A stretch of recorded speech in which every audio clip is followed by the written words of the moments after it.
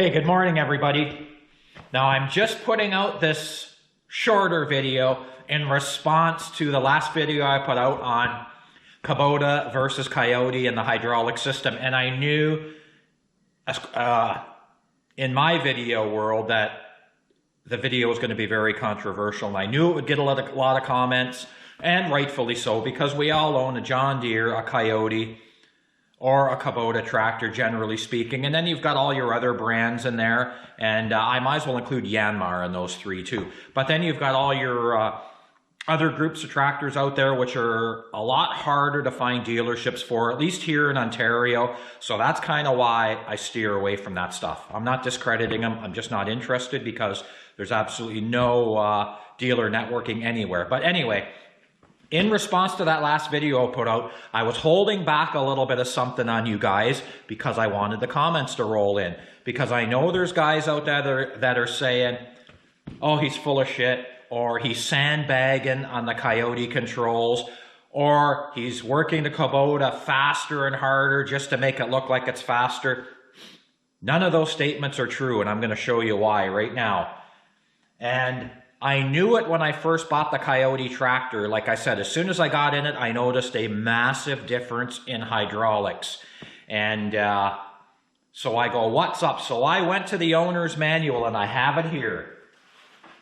Right there. There is your CK. That's a 26, 35, 10, and the 40, 10 right there. All the 10 series Kiotis. There it is. So, and this is what I got with the tractor when I got all the documentation.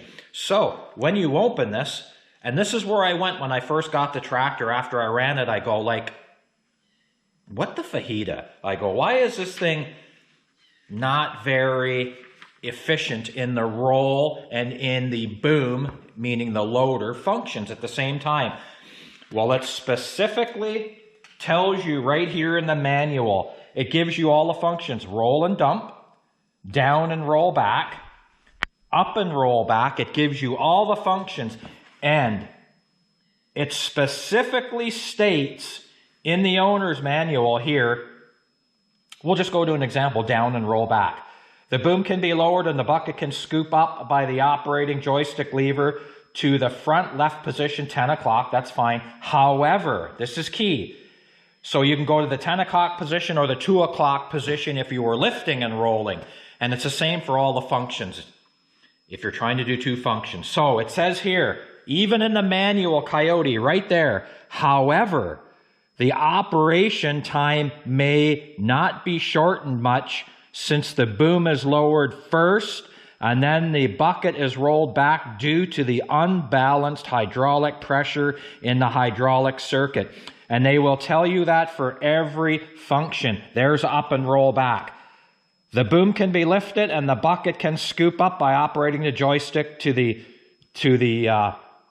7 o'clock position, it says. And then it says, however, these two operations may not be performed simultaneously due to the unbalanced hydraulic pressure on the circuit. And when Kioti makes reference to the unbalanced hydraulic circuit, what they're really saying, pressure, flow, they are relevant to each other to a point. So really what they're saying is, because of the way the flow is, it's unbalanced flow, unbalanced pressure in the circuit. What they're saying is you can only do one function at one time, because like I said earlier, and I kind of figured that too when I was looking, that one valve is going to get priority oil flow. And I just wanted you guys to see that. And it is on page, if you are a Kioti owner, 6-16, right there, chapter 6, right there, /16. And if you go in there to all you Kioti owners, you will see, and it will tell you that even from Kioti, the tractor's manufactured to not do two functions simultaneously efficiently. Yes, it will do them, but it's not meant to do them efficiently, and it's going to be slow on one function or the other. So I just wanted to show you guys this in the Kioti manual because, like I said, I know there's going to be a lot of naysayers out there. And, but no, that is why, and I knew it, that circuit and how it's designed, I knew by that being so slow that in that circuit it wasn't engineered. It's kind of it's actually kind of an archaic system on that 3510.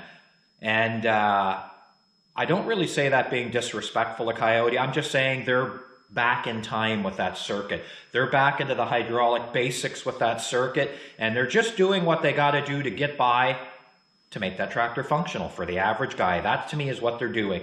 They're just doing basic hydraulic functions that when a guy buys that tractor who doesn't know any better, he's happy with it. It lifts, it rolls slowly, and that the guy's happy with that. Kioti knows that, I think, but hopefully down the road, like that's a fairly new tractor, so whatever it is. I can't even remember, 2020 or I can't remember.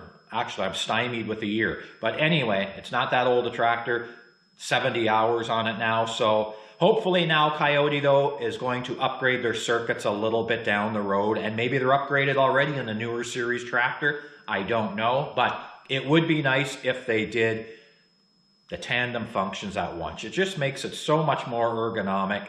And one other thing I'm gonna ask too. Is there anybody out there that has a Kioti, or is it just me?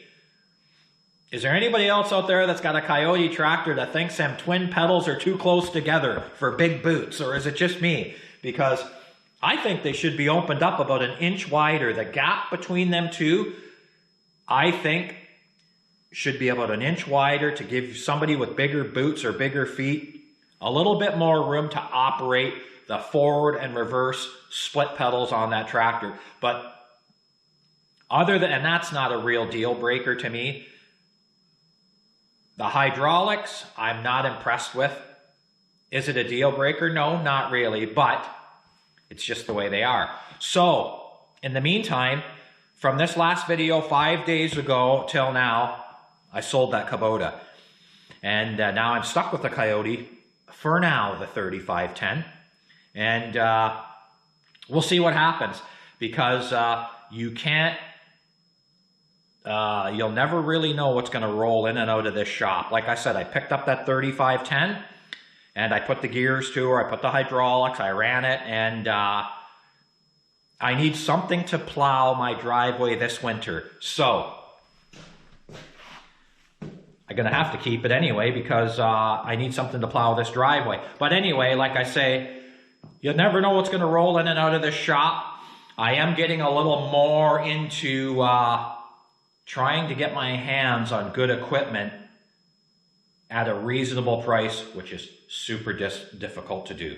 I'm not a dealer, so I don't get these calls for buying equipment in bulk or anything like that, nor do I have the money to buy like that. But the point is, I have to find equipment, good used equipment that's been maintained. I don't want no shit. I don't want no junk. Not interested in garbage.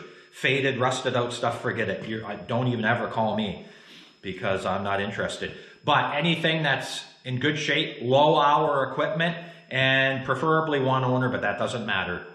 Nor does the year, as long as hours and condition are all that's relevant to me, really. So anyway, you'll never know what's coming in here. I'm always on the hunt for another Kubota tractor, and I'm always looking around, seeing what's out there. Skid steers, excavator, Kubota tractor, I don't really care.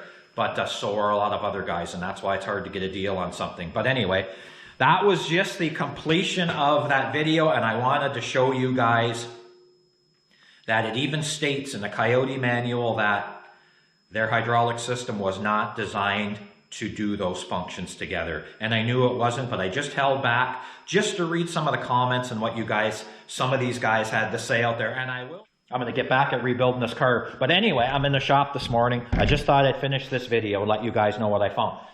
But anyway, just off topic. I'm working on this Mikuni carb this morning. Off the 300 King Quad right there. And it was a little gummed up. It wasn't running to perfection the way it should be. So here's what I did.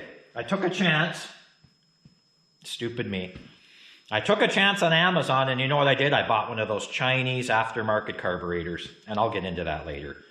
Well, I read the reviews. It's like 50-50 split, good versus bad, so I bought one. 62 bucks. I bought a brand new carburetor for the King Quad, and I put it on. I got to take it back off. Okay, it's a piece of shit. But anyway, thanks for tuning in, you guys, and I'll show you that carburetor on a short video. on the next video here on that Chinese carburetor, and I'll show you what to look out for too when you're buying one of those. So thanks for tuning in, and that's it. That's for this vid. I was trying not to make it long, but I know I'm rambling, but hey, what can I say? Thanks, you guys.